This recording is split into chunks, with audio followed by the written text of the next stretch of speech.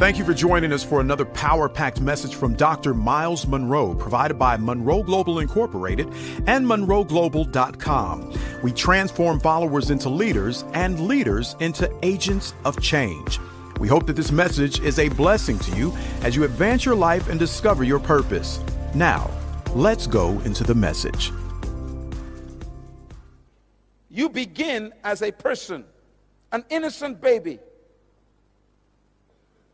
And the moment you were born, your culture and your family and your environment and your educational system begins to form your belief system.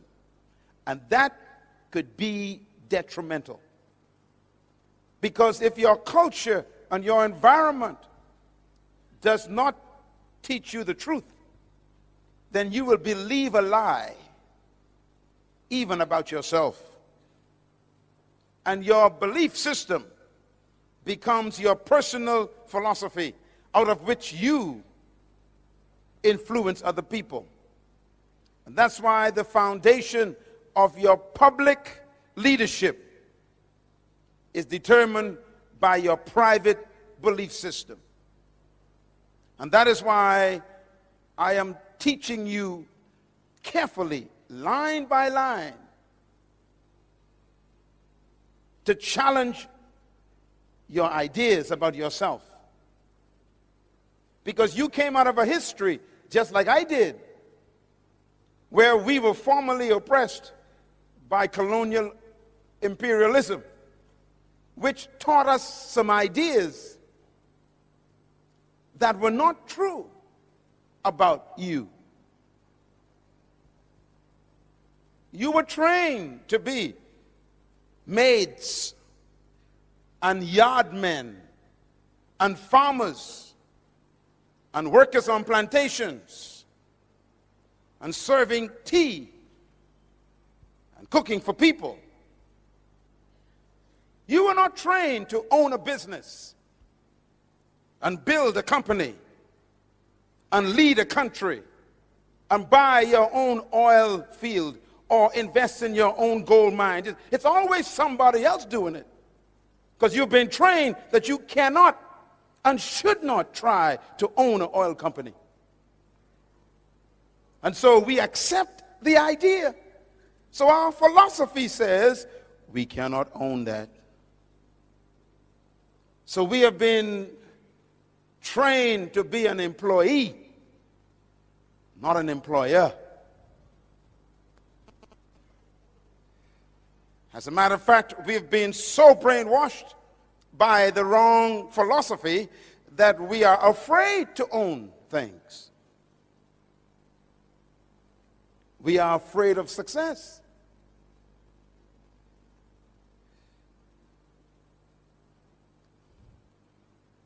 Even the religion we were taught reinforced our lack of self-belief. You know what you were taught for the last 100 years in religion.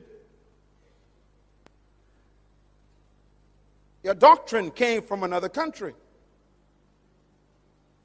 Your belief system was imported by people who owned your forefathers. And they taught us songs to sing, didn't they? Songs like, I got a shoe, you got a shoe.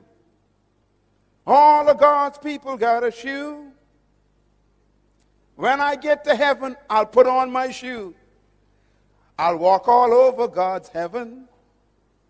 Interesting song. So the enslaved, oppressed person sang that song. And they sang it to the master, the oppressor. They said to the master, I got a shoe and you got a shoe. Both of us are God's people. We got shoes. You wear yours now, I'll wear mine in heaven. That's a dumb song.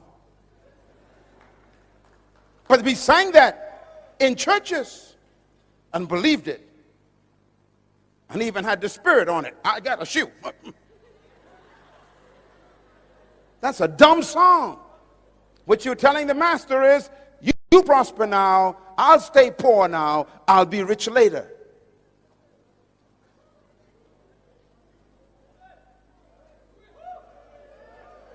Something's wrong with that philosophy.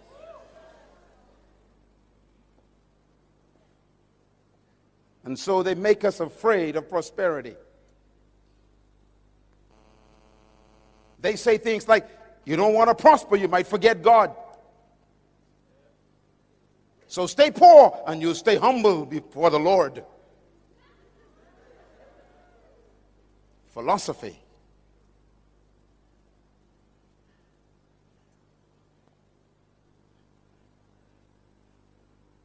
As a man thinks, so he leads. So the pastor who comes out of that philosophy preaches to his people. Stay away from politics. Stay away from money.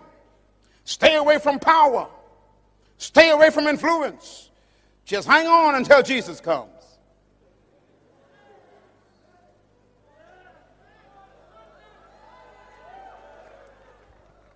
And that is what we preach. We actually preach to our people that they should not be leaders. And they should not own. And they should not have influence. And that's why the Creator sent me to talk to my cousin. You are a ruler. You are a owner. You are an employer. You can run any business.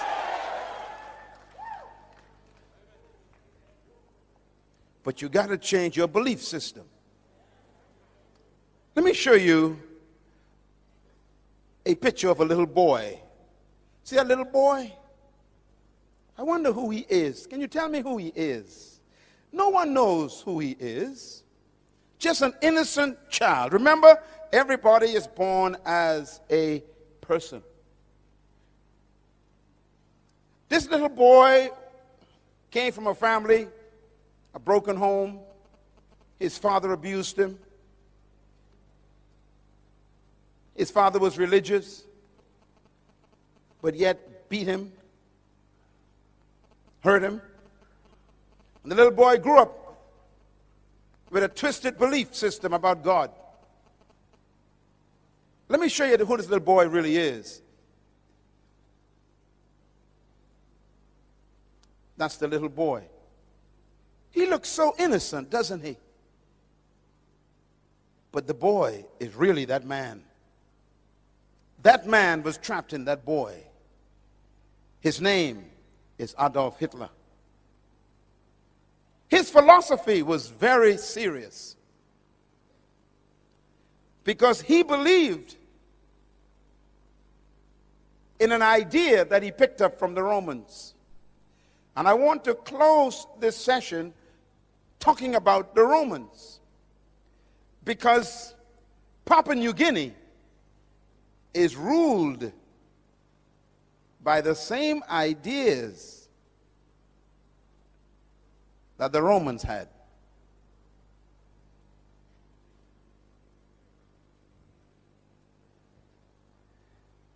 Hitler believed that he was born and chosen by God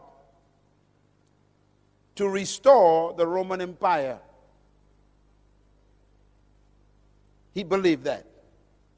He believed that he was created and born to bring back the glory of Rome, and therefore he had to subdue all of Europe because Rome ruled the whole world from Africa all the way to England.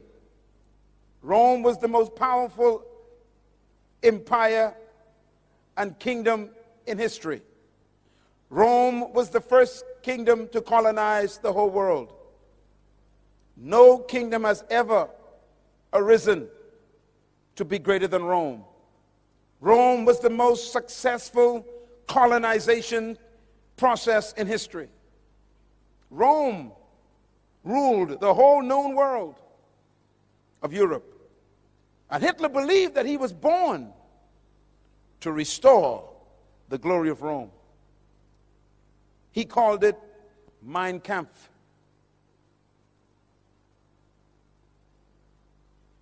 Where did the Romans get their ideas from? And this is important to think about leadership. The Romans conquered the Greeks. The Greeks were the ones who invented the philosophy of leadership that control our world today. Please listen to me carefully. Because Jesus was born under the Roman Empire in a Roman colony controlled by Greek ideas. So don't miss this. The Greeks were the most influential philosophers in modern history. The Greeks were the ones who invented the ideas that control the world right now. As a matter of fact, the Roman Empire adopted the Greek philosophy when they invaded Greece. The Romans were so powerful that they conquered Greece and destroyed the Greek Empire, but they did not destroy the Greek libraries. The Romans are smart people. They took the Greek libraries and they adopted the Greek ideas and philosophy of leadership. And so the Romans became Greeks in thinking, but Romans in military power. I want to give you quickly why this is important to you in Papua New Guinea. Because Papua New Guinea is a product of the Romans. And Papua New Guinea was ruled by Greek ideas. And that's why we are having difficulty right now with the mentality of the Papua New Guinea people. So you have to listen carefully what I'm going to say. I'm going to talk about your future and your past. The Greeks believed certain things about humanity and about leadership. The Romans adopted them, and the Europeans used them, and they colonized Papua New Guinea. And they used the same ideas of the Greeks to control Papua New Guinea. Papua New Guinea is a very young country. You are still battling with Greek ideas. I'm going to prove it to you. Because every colonization process carried the Greek idea and subdued the people. What did the Greeks believe that's important to you? Write them down. Number one, the Greeks believed that leadership was a product of natural endowment. Very important words. The Greeks believed that leadership was a product of natural endowment. What does this mean? Some of you know about the Greek philosophers who changed the history of the world. Let me give you a few of their names. Plato, very powerful Greek thinker. Aristotle, very powerful Greek philosopher. Socrates, a very powerful Greek thinker. These are the kinds of thinkers who gave their ideas that control the world today. I always tell people that the world is ruled by dead men. Our countries today, including Papua New Guinea, is ruled by dead men. How? Because they left their ideas with us. Ideas outlive humans.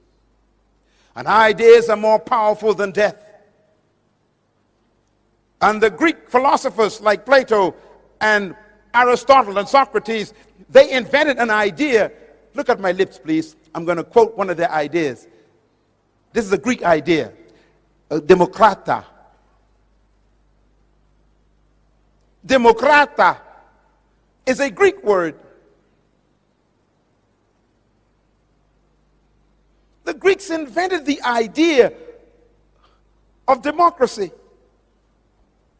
Democracy is not from the Bible, it's from Greece.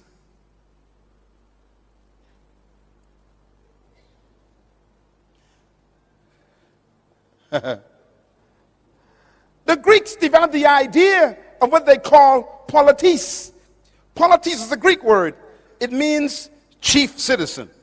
Politis. It's where we get our word politician from. It's a Greek idea.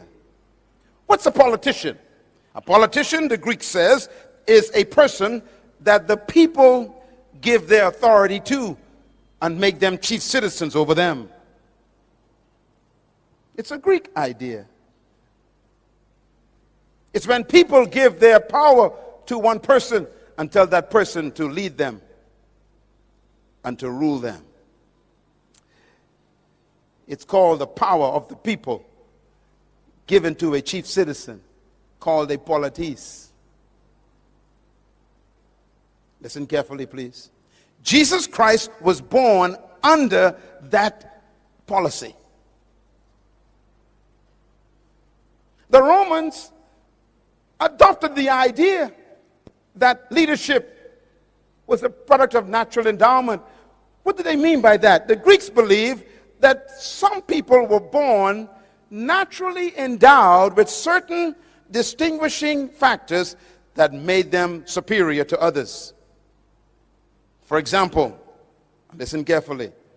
The Greeks believe, number two, that leadership is a product of birth traits. Birth traits. What do we mean by that? The Greeks believe that certain people were born naturally endowed to be leaders because they had certain traits that made them superior to other humans. For example, the Greeks believed that if you were born with sharp nose and blonde hair and blue eyes and thin lips, you were automatically a leader.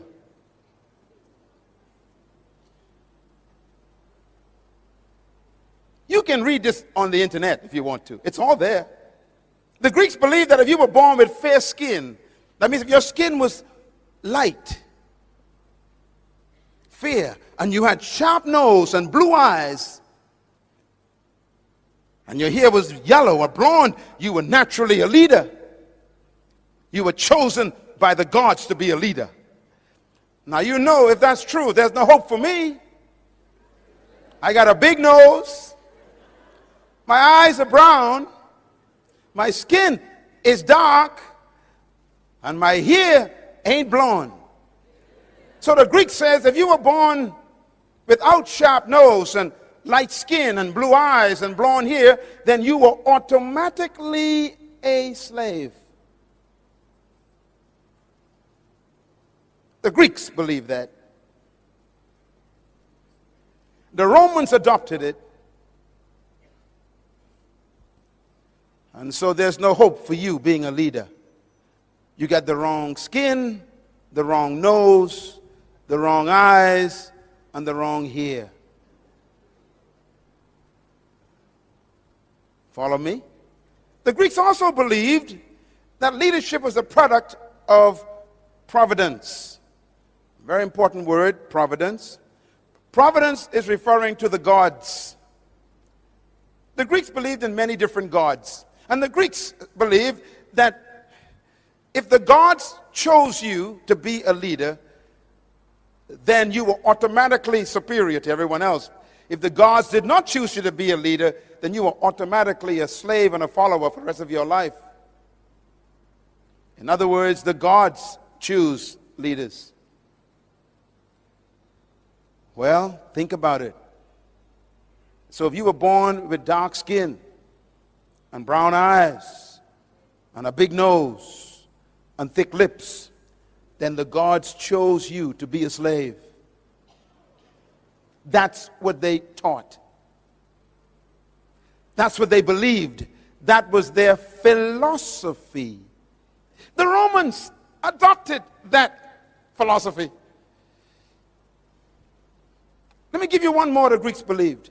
The Greeks also believed that leadership is a product of charismatic personality. The word charismatic is a Greek word. It's the word charisma. Do you know what it means? It means gifts of the gods. Charisma, gifts of the gods. Charisma means the gifts that the God gave a person, which means they were very confident and they were very extroverted and they had a light personality and they were talkative and they were communicative and they had extroverted attitudes. They were exuberant. The Greeks say that was the gifts of the gods. So if you were quiet and timid and not extroverted, then the Greek says you are a slave. And this is why when the Romans conquered the Greeks and adopted this idea, they told the slaves, you must be seen but not heard. And I only supposed to see you when I need you, and you never speak.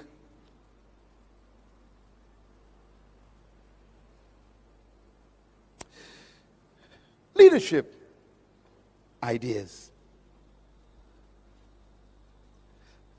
And finally, they believed that leadership was reserved for an elite group of people who were destined to be leaders in the world, and the rest of us were destined to be followers.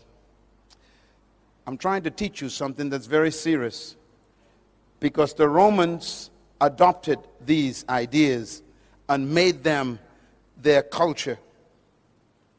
The Romans conquered all of Europe, from Africa to Scotland. They conquered the whole of Europe, and they implemented their ideas. So when they met people who were not like them, who didn't have blonde hair or light skin or sharp nose or blue eyes, then they automatically considered them subhumans. The Romans used the word for themselves. They said, we are superior, chosen by the gods. They called themselves the Aryan race.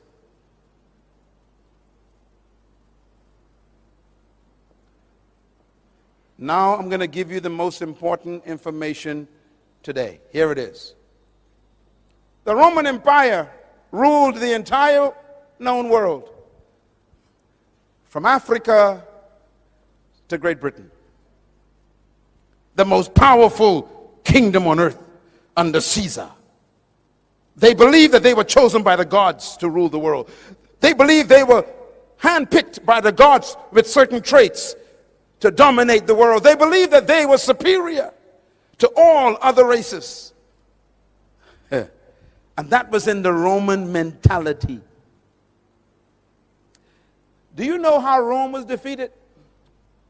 No one could defeat Rome. It was the most powerful empire in history. It had the most powerful army in history. No country could defeat Rome militarily. It was so powerful that when Rome showed up, everybody bowed. And that's why you hear the statement, when in Rome, you do as the Romans do. Wherever they went, they colonized the whole world. And Jesus Christ was born right in the middle of the Roman Empire. He was born in an empire which believed that he was automatically a slave.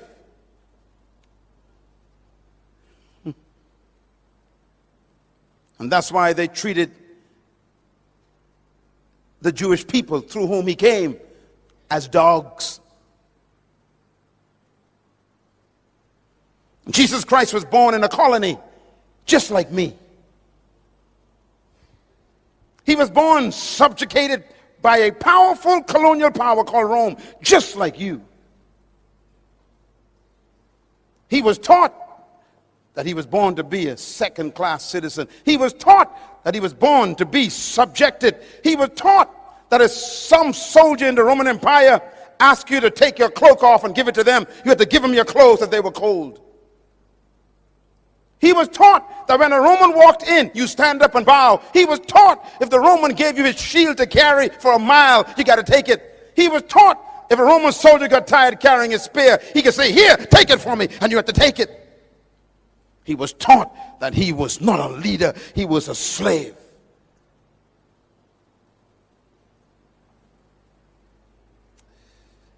He was born in a colony, just like you, just like me. Listen carefully. And that's the mystery of Jesus Christ. He was born under that culture, but never allowed the culture to be born in him.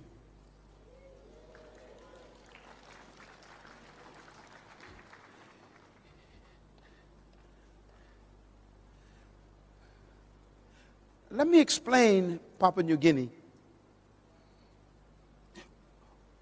When the Roman Empire was defeated, it was not defeated by an army.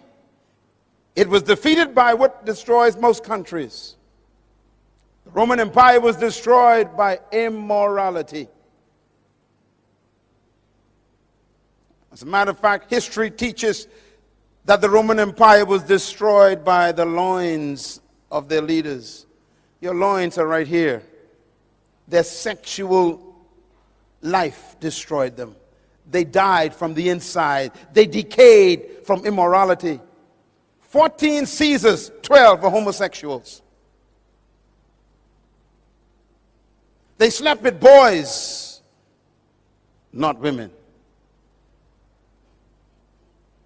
They fell in love with their lust to the point where they became so immoral that they began to have men marrying men. It's as old as 2,000 years ago. They were destroyed by their lusts of the flesh. When a country begins to embrace immorality, their demise is on the way. When a country begins to sanction immoral acts that God condemned, don't worry about that country. They are dying. No matter how powerful your guns and military weapons are, if your morality becomes a cancer, your weapons become useless. And Rome died in the bedroom. And so the Roman Empire fell apart. It broke up through strife. Look at me, please. This is important. When the Roman Empire fell apart, it broke up into small little kingdoms. It used to be one kingdom, but now it became many kingdoms. Let me name some of the kingdoms that the Roman Empire became. There was a kingdom called Franco. We call it France today. That was a Roman kingdom. The second kingdom was Spanian. We call it Spain today. It's a Roman kingdom. Another kingdom was called Portugal. We call it Portugal today. It was a Roman kingdom. Another kingdom that came from the Roman Empire was Anglo-Britannia. Anglo-Britannia. Great Britain is a Roman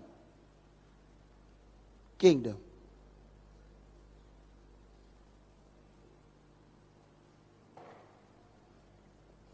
We call them England today. Anglo. Light skin. Interesting, all of these kingdoms have the Roman philosophy. And they decided to expand their kingdoms. And so the French and the Spanish and the Portuguese and the British sent their ships out They are Roman in their minds, Greek in their thinking, and they come to take over territories.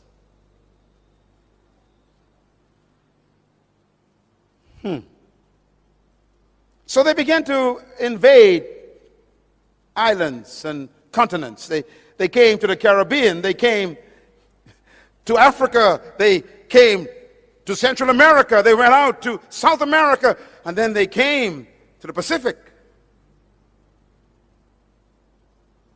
And they brought with them their philosophy. What's their philosophy? Greek. What does the Greek teach? They are superior, you are inferior. Your nose is big. Your skin is dark. Your hair is not blonde, and your eyes ain't blue, and your lips are thick. You are, the gods gave you to me to be my slave. So why educate a slave? Why give a slave nice clothes? Why give a slave a property? Why give a slave authority? Why give a slave money? Why give a slave a future? Philosophy.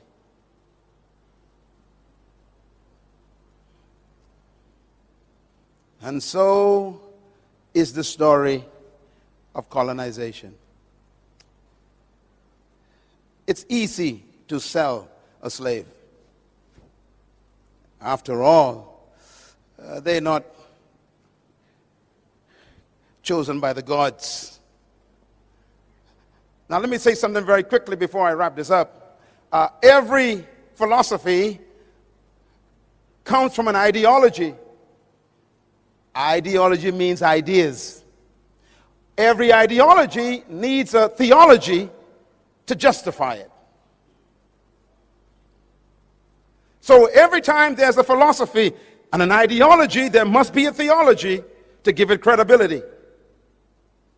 And this is why religion was used to even justify the ideology of superiority.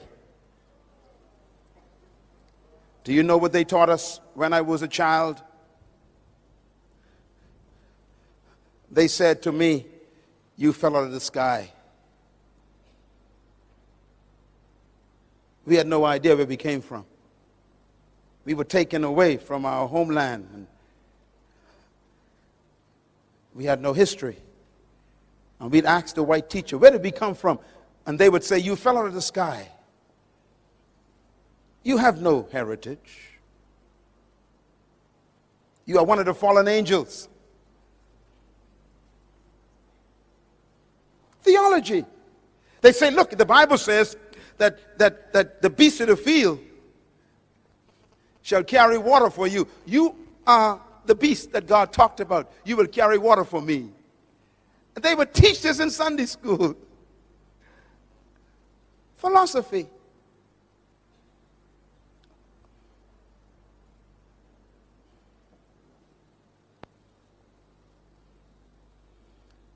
And here we are now, still under Democrat. 200 years of conviction that you are not equal to others. 200 years of miseducation that you cannot think sophisticatedly. 200 years of believing that others with certain traits are much more superior and more intelligent and better than you. Philosophy. And so they say, you must be quiet. You cannot speak much. You're not supposed to express your ideas. You keep your thoughts to yourself. Just make tea. You're not supposed to speak up when you see something going wrong. How dare you? You're not smart enough to see what is wrong.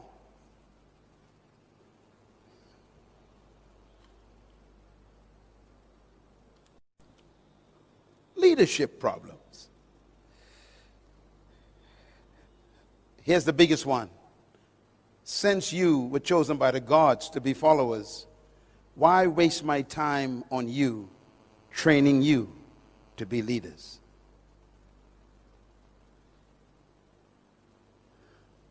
So if you study all the colonies in history, including mine, where I'm from, the colonizers never trained leaders. And what's amazing is when they finally abandon and leave you, they expect you to fail. And that's why they leave. They always say, well, of course, there are more of you than us, so we're going to get out of here in case you kill us. But we know you can't lead anyhow, so your country will fail. So they expect you to fail. Well, I don't understand that, because if you didn't train me, how can I succeed? And when you do fail, then they blame you and say, see, I told you, you ain't intelligent enough to succeed. They forget that my failure is proof of their failure.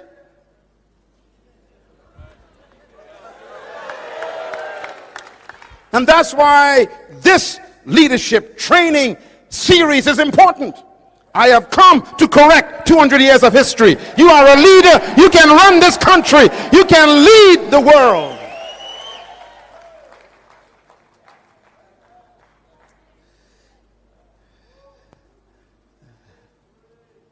Take a deep breath. Tell your neighbor, I was born to lead. Clap.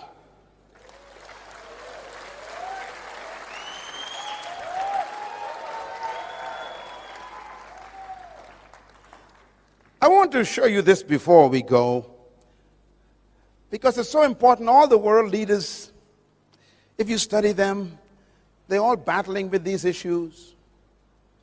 And by the way, in one of my books, I did research on what happens to a people who have been oppressed for over 100 years. And I discovered that they all have the same problems.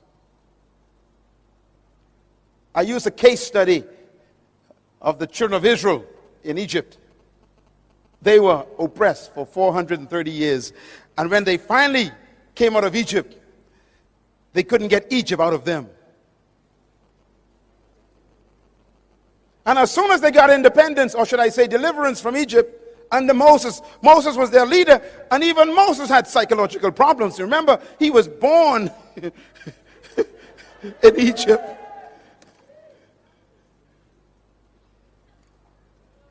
But you'll remember that when they came out of Egypt, they didn't go into freedom. They was just delivered.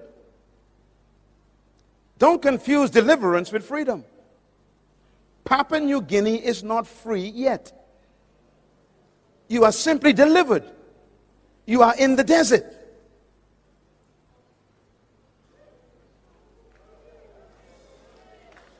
And why does God take you to the desert?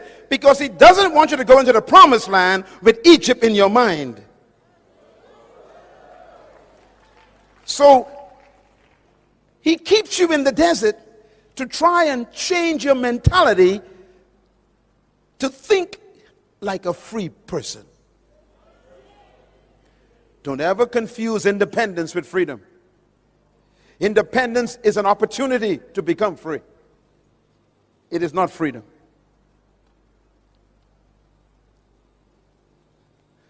They were delivered from Egypt. They were independent from Egypt, but they still wasn't in the promised land. You are not yet in the New Guinea that God promised you yet. Because that Papua New Guinea requires a new kind of mentality.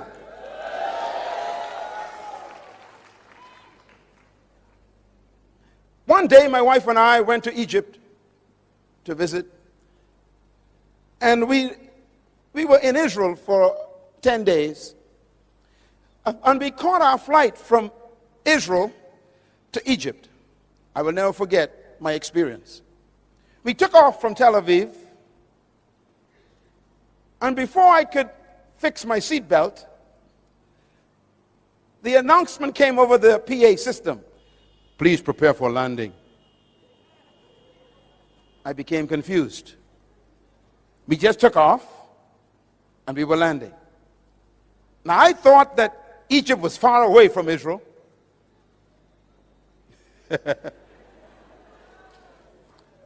And so I became confused. I said to the flight attendant, I said, excuse me, ma'am, is there a problem? She said, why? I said, why are we landing? She said, we are about to enter Cairo, Egypt. I said, but we just took off from Israel. She said, yes, sir.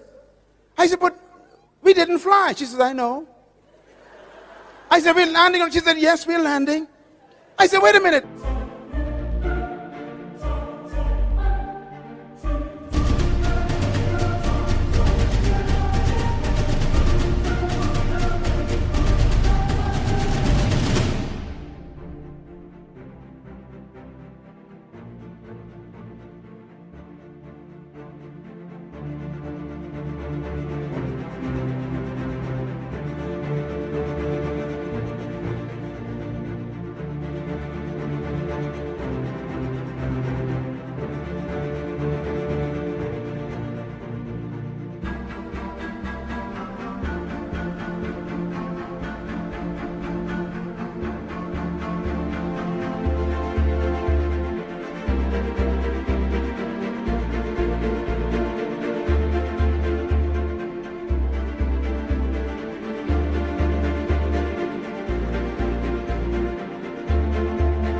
It's only been 20 minutes. She says, yes.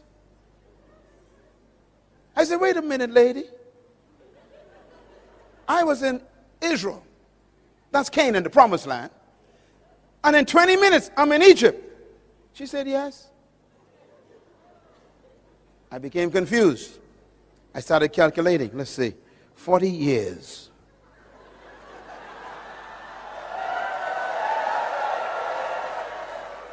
Why would it take 40 years to make a 20-minute journey? Interesting question. When we arrived in Egypt, we went to the hotel, put our bags down. Our guide came later that day to take us to see the pyramids and go to El-Aqsa and all the places of Egypt to see all the pharaohs, you know, the history and everything. And we went to the pyramids and everything, and it's beautiful. And we felt like we entered the Old Testament, because that's where the Old Testament, really, most of it took place. And I said to my guide, when we were driving, I said, sir, how far away are we from Israel? He said, depends on how you get there. I said, okay, if I drove in a car, how long would it take? He said, it'll take about 7 hours. I said, what if I walk from Egypt to Israel? He said, it'll take 40 days. I said, what about the aircraft? He said, 20 minutes. I began to calculate. I said, wait a minute. If I drove in a car on a bus, it's 7 hours. If I walked, it's 40 days. If I flew, it's 20 minutes. I went back to my hotel room, confused. I picked up my Bible, because I had to go and find out what happened. And the Bible says, and they left Egypt, headed toward the promised land. But God did not take them directly there. I'm quoting the Bible. Because they were afraid in their minds. So he led them the long way around to get Egypt out of their minds. Now here's my mystery. This is Egypt. This is the promised land. And it's only 40 days walk. Why would it take 40 years? And I was confused. That means he kept them going around in circles for 40 years. Do you know why? Because they kept telling Moses, we want to go back. At least we knew where onions came from. We knew where garlic. There were pots of food in Egypt. Let's go back to the British way. It's too hard to run your own country. It's too difficult to take responsibility for your own future.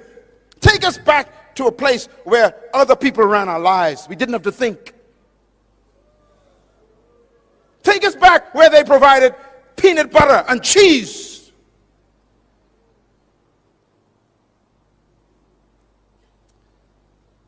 And God says, none of you will enter the promised land because you don't want to get rid of the Egypt thinking.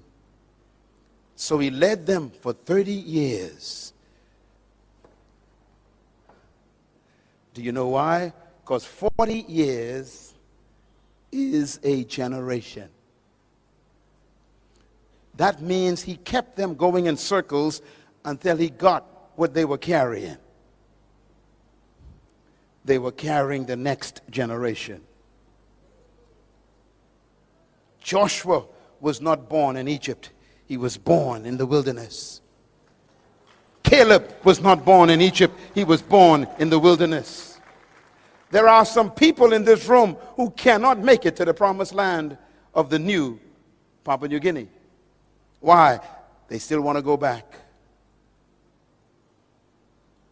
I'm not talking to you. I'm talking to the one right behind you.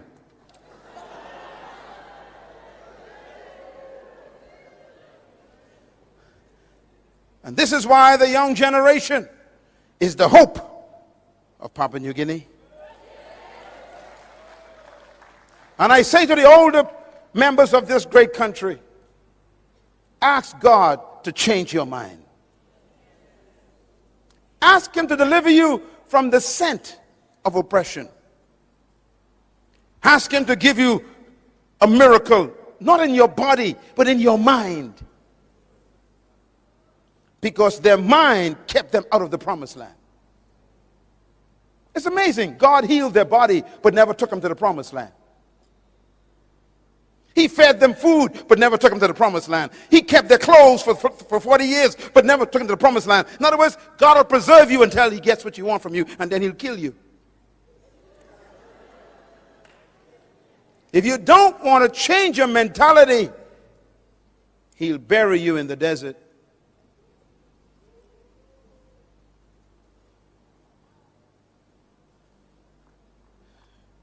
Moses never made it. Not even Moses made it. How close are you to the true Papua New Guinea? Can you see it? You know, 2 hours ago, I was sitting with your Prime Minister. We spent almost an hour together today.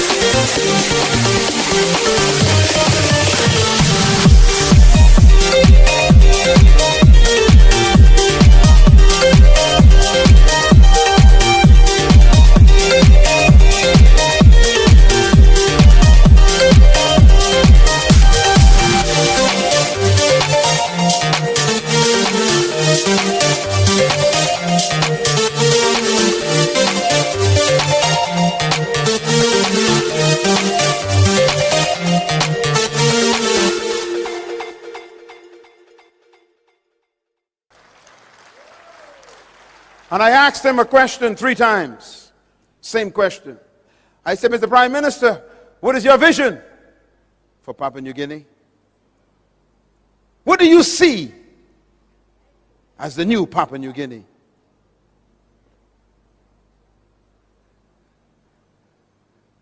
And he talked about what he saw. He saw a country where everybody was educated, free education. He saw a country where people had good health and welfare. They were taken care of. Diseases were almost non-existent. He saw a country where opportunity for people to own companies and to build businesses and to have share in the investment of their country. He said, I see this. And I told him, then you need to educate. You need to provide free education for every child in Papua New Guinea. Because until their mind is free, they are stuck in the wilderness. Sitting in this room are some of the greatest leaders in the world. And I believe that with all my heart. You are an awesome leader, young woman. But you have to unlearn what you've been taught by history. You must be free from the Greek mentality and the Roman ideology. You must be set free from the spirit of colonization. And believe that you can govern this country effectively by God's help. I beg you today to be delivered from Greek philosophy, because I too was a victim. Now let me close with how I got delivered. You want to know how I got delivered? Traditional leadership teaches that leadership is controlling and imposing your will on people. That is not true leadership. Secular leadership says that leadership is management of people. Leadership means you are superior to the followers. They teach that leadership means that you are served by your followers. They teach that leadership is measured by how many people serve you. This is not leadership.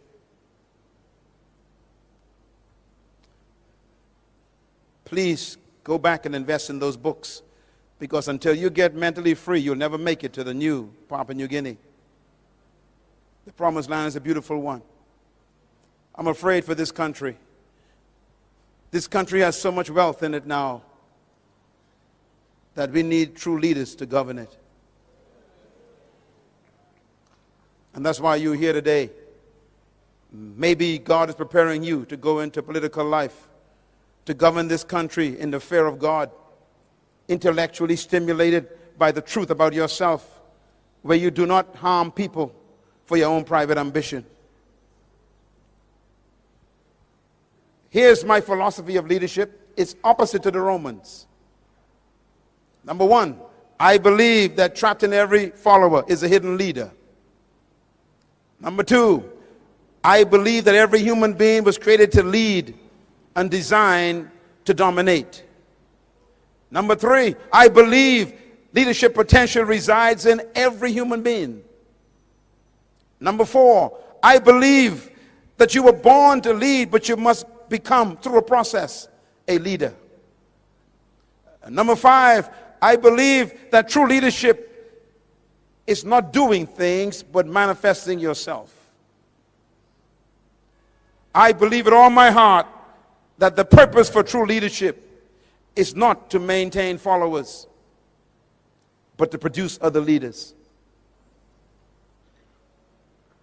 I believe these things as my philosophy. And that is why I travel around the world to come here to wake up the sleeping leader on the inside of you. My philosophy helps me set people free, not oppress people. My philosophy helps me believe in your equality, not your inferiority. Where did I get my philosophy from? I got it from the one who created all humanity. And here's the bottom line. Genesis chapter 1, verse 26. It says, and God said, let us make man, how? In our own image and in our likeness. Why? To let them have dominion over the fish and the birds and the animals and the trees and over all the earth and all that creeps upon the ground. Why did God create you? To have dominion. He didn't say let some of them have dominion. He said, let all of them be dominators. Tell your neighbor, I'm a dominator by creation. Say it loud, I was born to dominate. Shout it loud, I was born to dominate. Tell your neighbor, I'm a dominator by birth. Tell your neighbor, I was designed to dominate. Come on, say it loud, I was born to dominate. God said, let them have dominion over the earth. So the purpose for your creation is dominion. And therefore, dominion is the most important word to you. Verse 27 says, so God created man in his own image. Watch this. Male and female created he them. And God blessed them and said unto them, have dominion. That means male and female are equal before God, and they are both dominators. Clap your hands anyhow.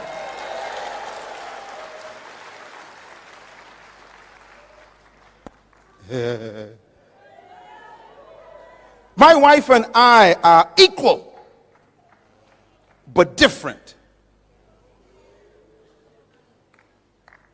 She's a leader and I am a leader, but we are different, but we are equal.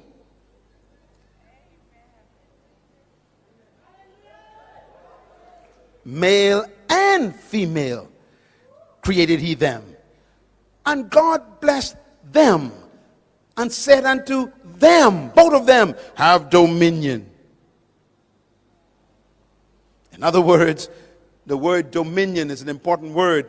It tells you why you were created. I did some research for you. Write it down. The word dominion is the Hebrew word radah, R-A-D-A-H. And here's what it means. It means to govern, to rule, to control, to master, to manage, and to lead. In other words, God gave you birth to have dominion over the earth, to lead. And here's the bottom line. If God created you to have dominion, which means to govern, to rule, to control, to lead, to master, then that means he built into you the ability to do it. God built into the seed the ability to become a tree. But the seed could die as a seed.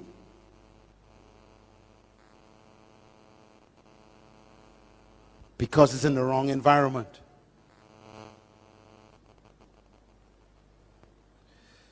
For 180 years, some of our countries have been in the wrong environment. We've been fed Greek ideas. And so we can't come forth. And that's why this leadership conference is here.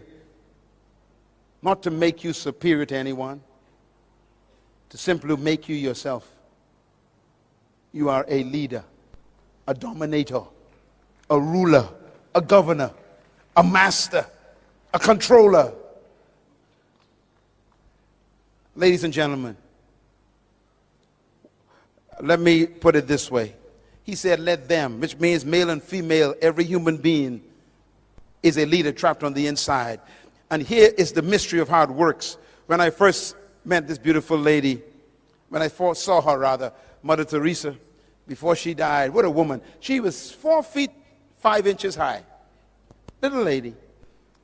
She weighed 102 pounds. And she spoke to the United Nations. She was a nun. What made her so powerful? She discovered her gift. She discovered her purpose, her passion.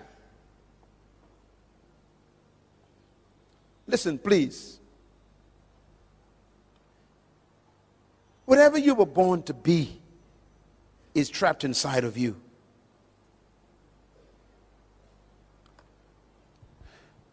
If you notice what God did,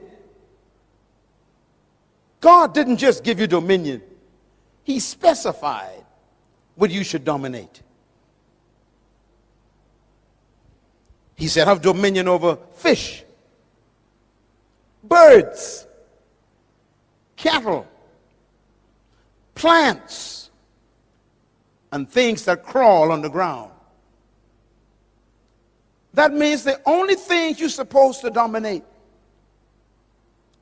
are fish, Check your neighbor, see if they have any fins. Come on, look around. Any fins? Any scales? Birds. Check your neighbor. Any feathers? Any beaks? Look around. Plants. Check your neighbor. Any leaves? Any roots coming out of their shoes? Things that crawl. Check your neighbor. Do they crawl on the ground on all fours? No. Then the only creature on earth that you are not commanded to dominate is another human.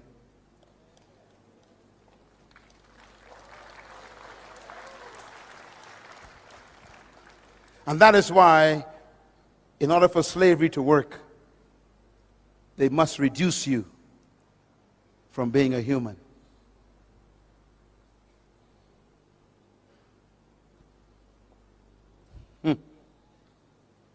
And so they call you subhumans. Highly developed monkeys. Sophisticated chimpanzees. Intelligent gorillas. They just don't want to make you a man, a human. Why? If you're a human, they can't dominate you.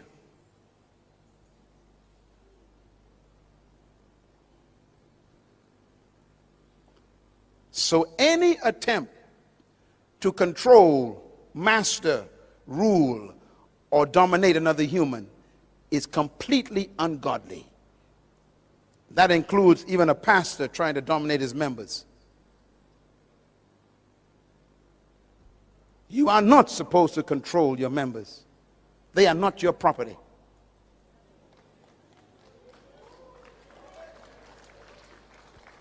You are not to control and own anyone in your company.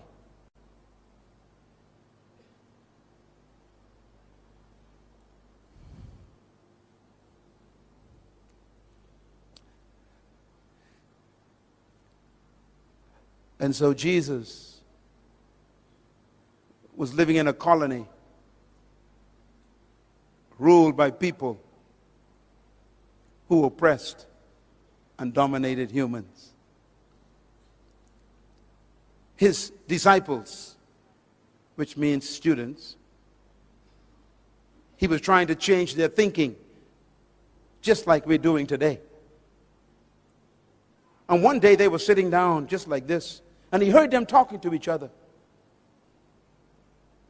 And they were arguing, which one of us is the greatest?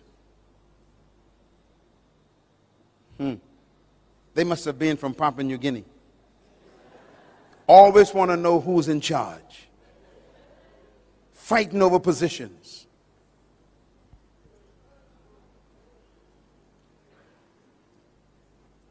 And he said to them, "What are you discussing?" He heard them, and they were so embarrassed. He said, "Are you asking who's the greatest among you?" And the Bible says he called a little child. He says, "Come, baby."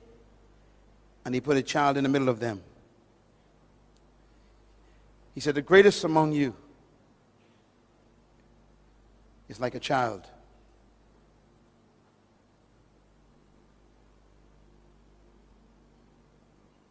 A child never desires power.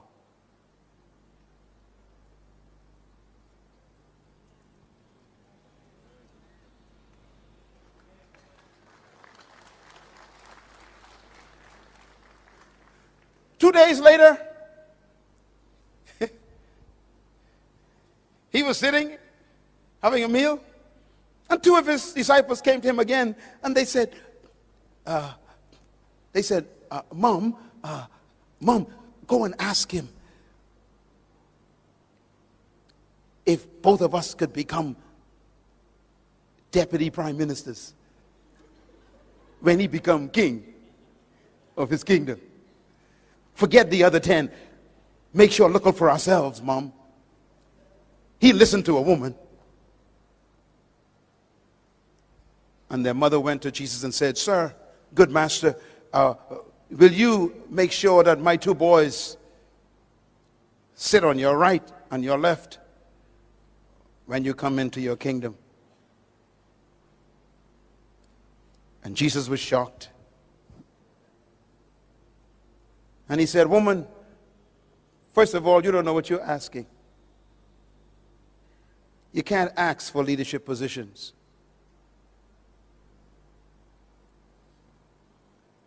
He said, secondly, you shouldn't try to be like other people because you couldn't drink the cup they drink. The word cup means price. You couldn't pay the price for their position. Never be jealous of someone because you don't know what it cost them to get where they are. Can you drink the cup they drink? Leaders don't become jealous of other people's positions.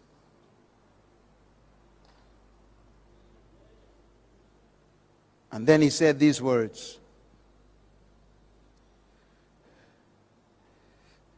To sit on my right and my left is not mine to give. These places belong to those for whom they have been determined by my Father. That means you can't even pray to Jesus for a position. Ladies and gentlemen, listen to me. It's okay. Listen. Don't look at me. This is very important. And then he said these words. You know that the Romans and the Greeks, I'm quoting Matthew chapter 20.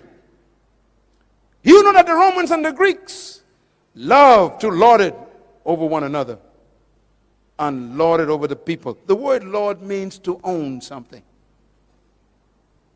That's why you call your landlord. It means owner. He says the rulers of this world love to own people like they are property. And there are some pastors who got that same spirit. These are my members. They ain't your members.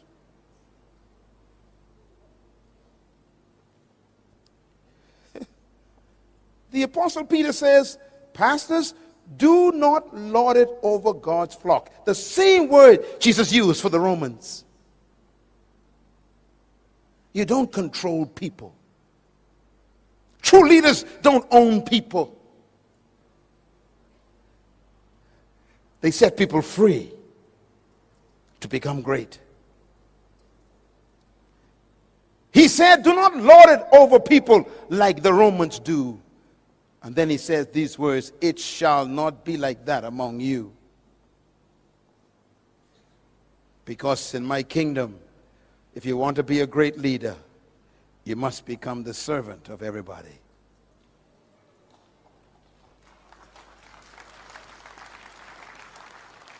And that means true leaders serve their gift to everybody. It doesn't mean to become a subservient. It means to serve yourself to your generation, to give your gift to humanity. I'm doing that right now. This is my gift. My gift is training third world leaders. This is my gift. What is your gift? Because your gift is your area of leadership. And that's why great leaders never seek followers. They seek to serve themselves to their generation. He ends the seminar with this statement. He says, just like the Son of Man did not come to be served, but to serve himself, a ransom for many. Thank you once again for listening to this message, as we hope that it has been a blessing to you. Our goal is to show you new paths and opportunities so that you can discover your purpose. It is your love, support, and partnership that makes Munroe Global possible. Please visit us online at www.munroeglobal.com for more product, partnership, or to join us at one of our live events around the world.